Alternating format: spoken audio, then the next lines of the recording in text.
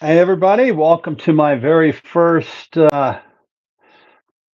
probably live here on my YouTube channel. I decided to go live today for the first time and kind of describe what it is that I'm doing on the channel, how I'm trying to get it to grow, and why I'm calling this particular playlist that I'm doing Road Rash and Band-Aids.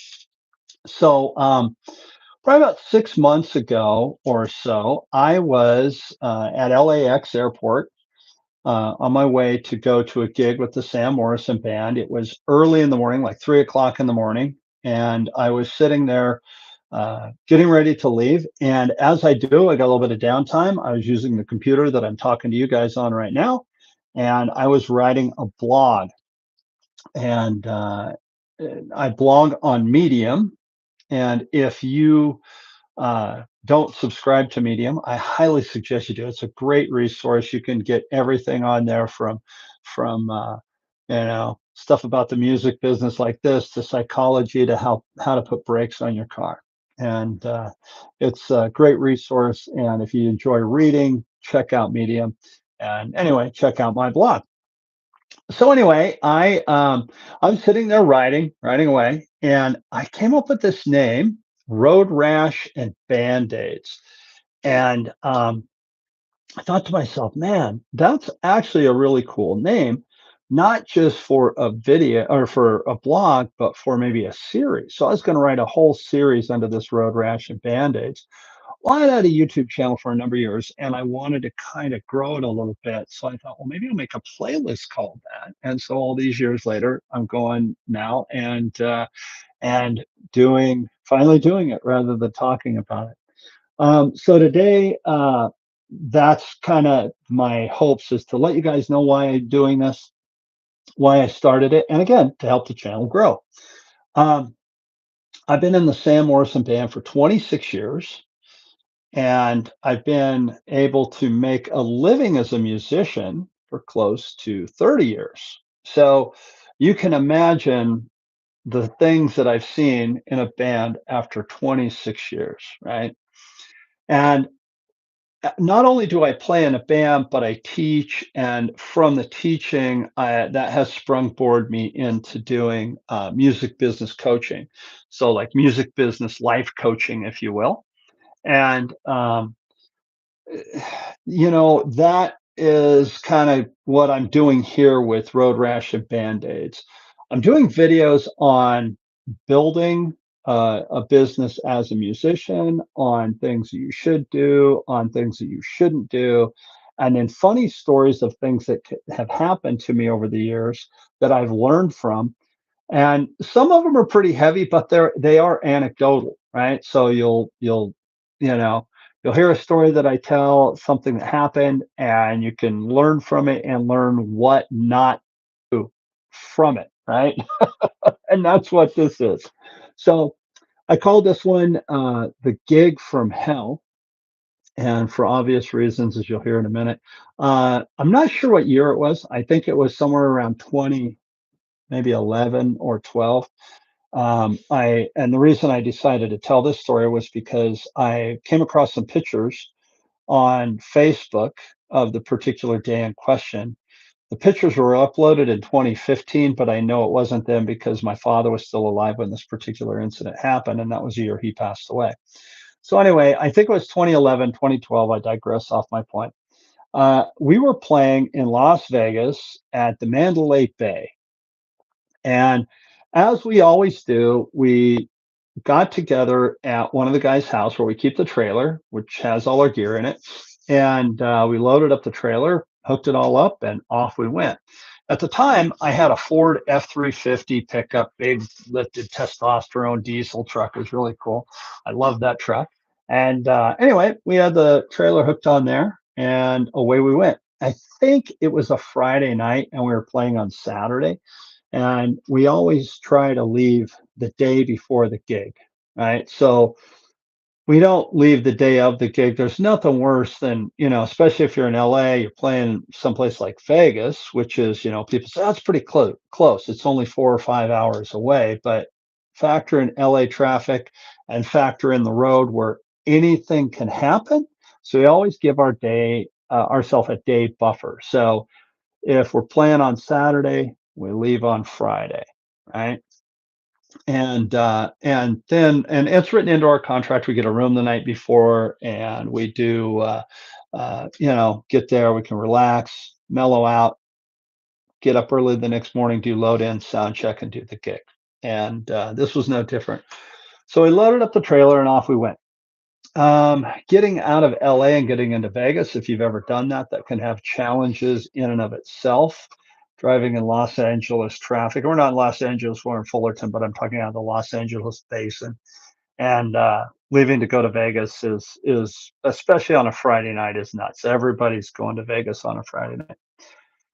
So we've been driving for a couple hours and we got to Barstow, right? Barstow is the halfway point between Los Angeles and Vegas. And we decided to pull off. There's not a lot in Barstow if you've never been there. There's a few restaurants, a couple of gas stations, a couple of fast food joints, and a Starbucks. And we're always down for a Starbucks. We pull in, go in and get our Starbucks, and then come out. And we get ready to go. Now, my normal MO, since I'm the one that's usually driving, but definitely was driving at that time, definitely my truck. Whenever I'm walking out from a restaurant, I always walk in between the truck and the trailer and check the hookup on the trailer. I step up on the tongue of the trailer, walk over it, look at the chains and the ball, and make sure everything's secure. Incidentally, when it's all hooked up correct, the trailer hitch went into the receiver, has a pin in there, the ball the trailer went on the trailer ball, and then cross safety chains going onto the trailer. And again, drove for about 2 hours. Right. This particular time, I didn't walk in between the truck and the trailer. I just got in the truck. We all got in, started it up, and away we went. We got onto the freeway, and I kind of noticed, wow, something, I'm getting up to speed, going about 70, and I'm thinking something doesn't feel right. And so I was just getting to sit ready to say to the guys, I'm going to get off at the next exit and check the trailer. And all of a sudden, out of the corner of my eye in my right rear view mirror, the mirror goes white. What was that? And I look back, and the trailer is behind me going like this. I'm like, oh no. And I started going, oh no, oh no, oh no. And the guys in the band, they're going, what? The trailer's not hooked up. What? The trailer's unhooked. And they look behind me, and the trailer is just going crazy. So I'm holding onto the steering wheel really tight, waiting for the safety chains to grab, right?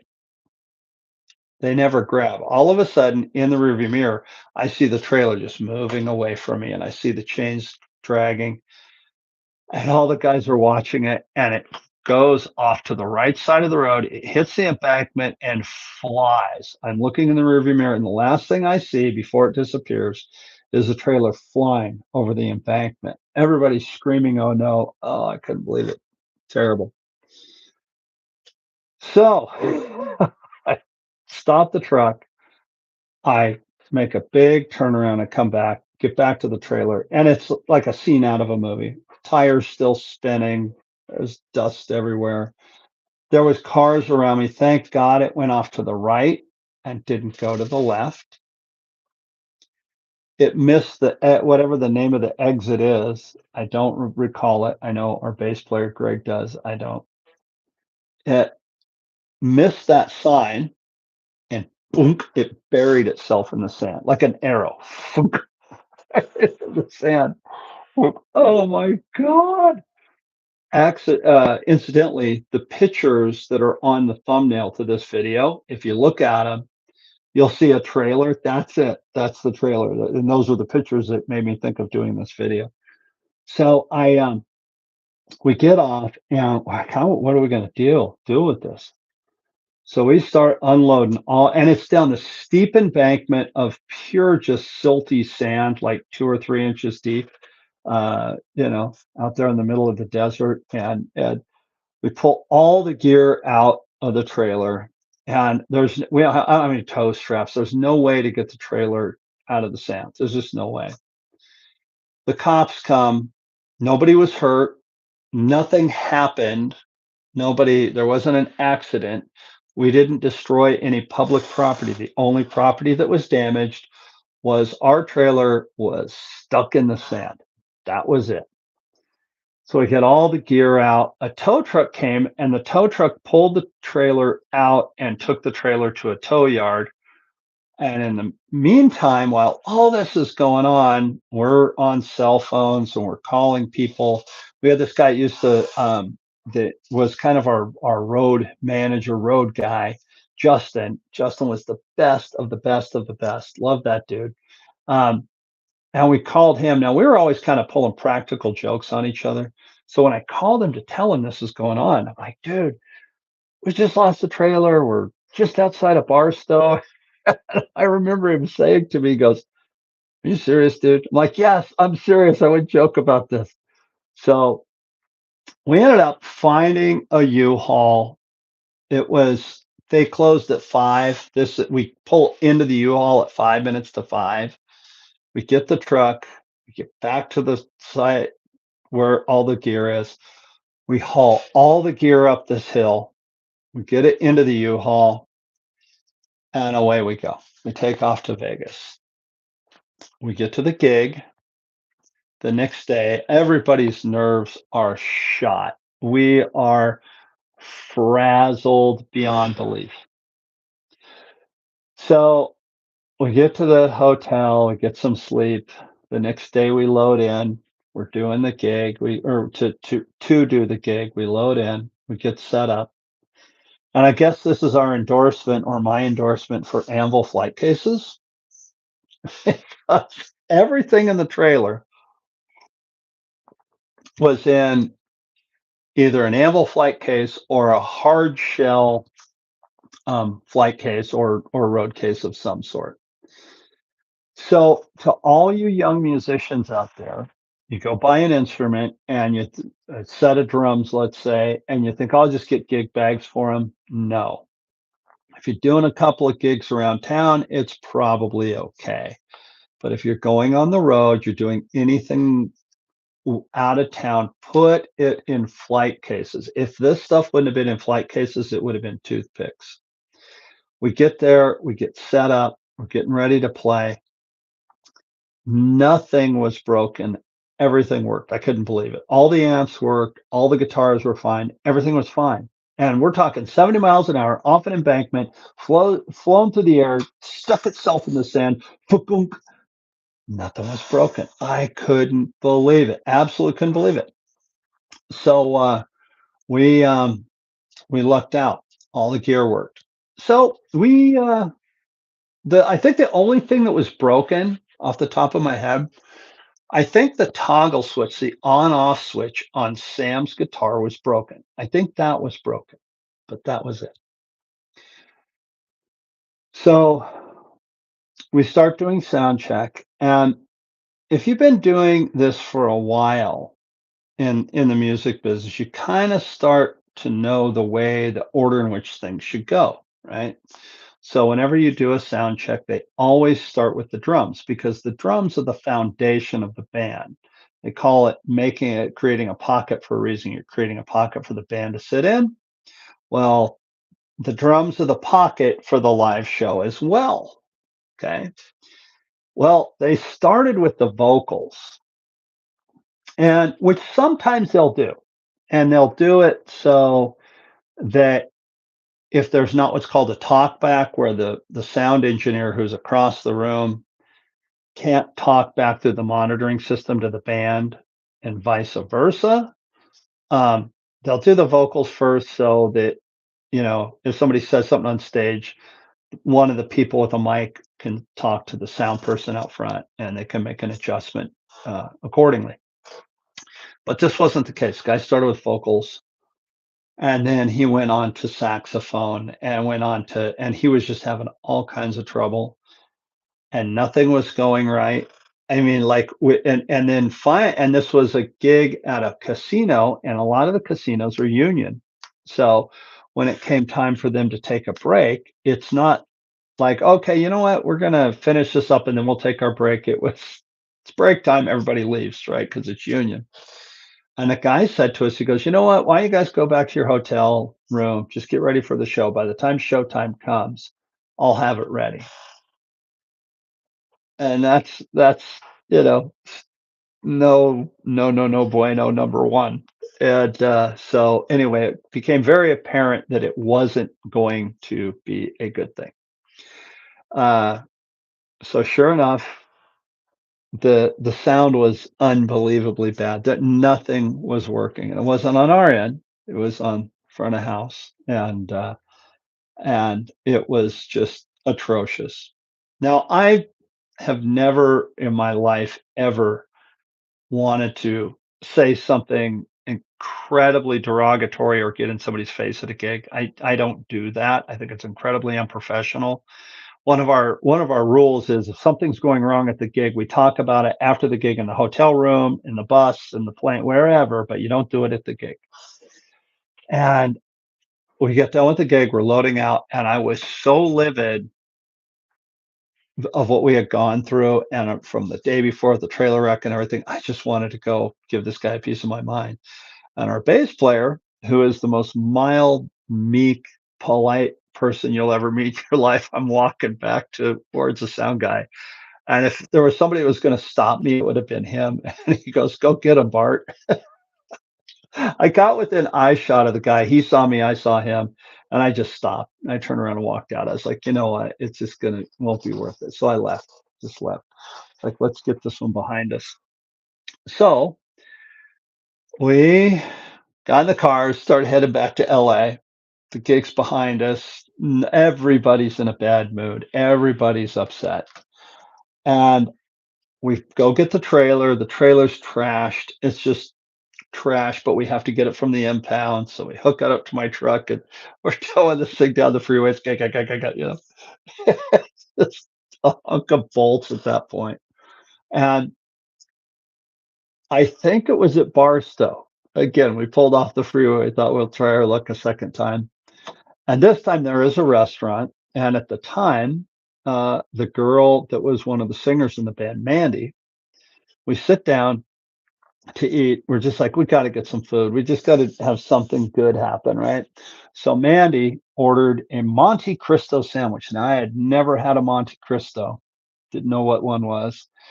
And the sandwich comes in, it looked glorious. It was this deep fried thing and jelly she dipped in. It looked so good. And so she gave me a bite of it. And I was like, okay, there is that right there is the shining light on the gig was the Monte Cristo sandwich. So uh I guess that falls under the category of if anything goes wrong and you absolutely 100% have a bad gig, there's got to be some little silver lining in it. So that was it.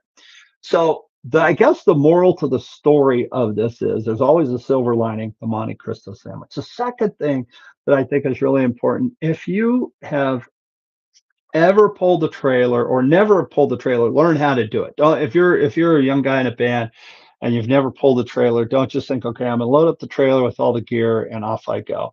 And everything I'm telling you is probably not the biggest endorsement for how to pull a trailer. I should have checked it in between stops. But basically, and I'll say this too. We kind of figured what happened. I didn't tell that part of the story. We think what happened. We know what happened. Somebody was trying to steal the trailer, and when we came out of Starbucks, we caught them, and away they went because the safety chains. If the pin would have just come out of what's called the receiver, which holds the hitch in, and the trailer would have ground to a crash. I mean, we would have had a terrible accident. Um, that would have been, oh my God, we didn't put the pin in right, or the pin broke, or I didn't lock the pin, but that didn't happen. The pin was gone and the chains were off. So we think what happened was somebody was trying to steal it. They got the pin out, they took the chains off, and they were just going to pull it out of the receiver, the hitch out of the receiver, and then put it on their truck, and away they would go. And we walked out. And caught them, and you know, they didn't say, "Hey, we're trying to steal your trailer. Don't kill anybody." So anyway, so God was looking out for us on that one, and that's one of Sam's things. He always like, "It's a God thing." As bad as it was, the band didn't break up. Nobody got hurt. We didn't crash the trailer into a car. Could have killed an innocent bystander. I mean, it could have been so bad. We could have hit the the the the exit sign, because it just flew past the exit sign. Could have hit that. That'd have been what? I don't know. What's an exit sign cost? $50,000. Who knows? So many bad things could have happened. So anyway, um, my point with that is, I digress again. If you've never pulled a trailer, learn how, and you need to learn how to do it. If you are pulling a trailer, whenever you stop someplace, make sure that if somebody can stay with the truck, they stay with it. If nobody stay with the truck and you're coming back out, you're going to leave, check the trailer, walk in between the truck or the vehicles pulling the trailer and the trailer, step on it, double check it, make sure everything's hooked up. Because even if nobody's trying to steal it, and even if you've gone down the road quite a ways, if something was hooked up wrong initially, but you didn't catch it, you can catch it. So we always double and triple check that thing now. So man, definitely, definitely, definitely be safe, and check that stuff out. If you're just starting out in the music business, you can do this. I've had an incredible career, an amazing career. I'm so thankful for the band, and I'm so thankful for everybody in the group and everything that we've been able to do and accomplish. And I'm so grateful to still be out here doing it. So you can do it too.